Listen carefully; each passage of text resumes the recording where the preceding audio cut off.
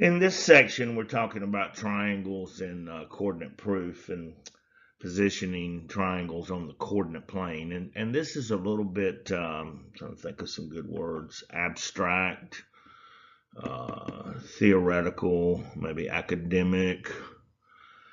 But hey, we are up for the task. So let's think about this. Let's say we got a coordinate plane here. I can't draw. We're going to actually look at one on the coordinate plane here in a moment.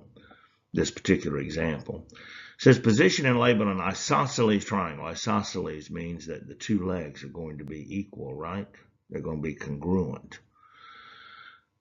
JK triangle, JKL. What's going to be our vertex here? It's the letter in the middle, K. On the coordinate plane, so that the base segment JL is A, and that should be, that's actually as a measurement, not as a word, A units long. The vertex K is on the y-axis, and the height of the triangle, so JL is going to be running along the base. So let's see. Let's say we got a point here, J, point here, L, and K's up here. It's on the y-axis. That's what that information is telling us. And the height of the triangle, which is up there where point K is, the vertex is B units. Okay, so that would mean then that without knowing what the numbers are, K would be B, comma 0.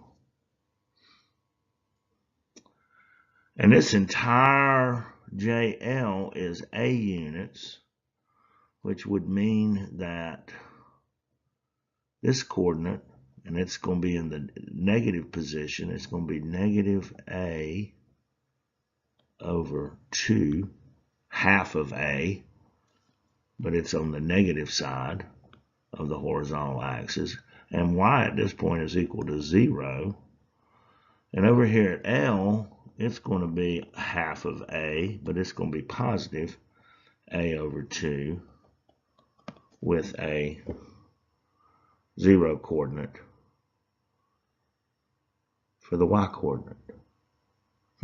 Okay, well, let's look at one on some graph paper that I did in GeoGebra. All right, so here we are.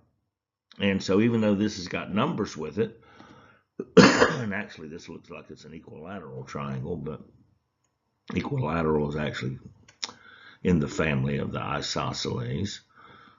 And we could say that this is J, this is K, excuse me, this is L. K, so we got triangle J, K, L.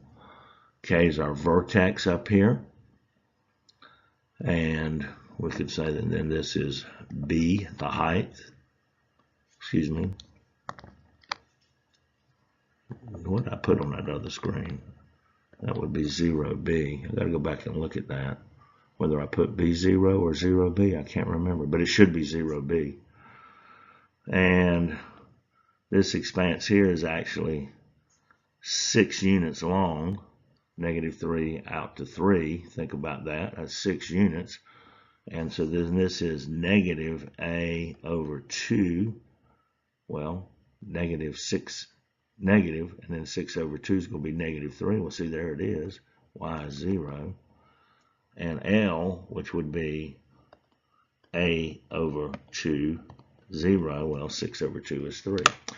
Okay, well, I don't know what to say about that. Like I said, it's a little bit abstract, a little bit theoretical, a little bit academic, a little bit bizarre.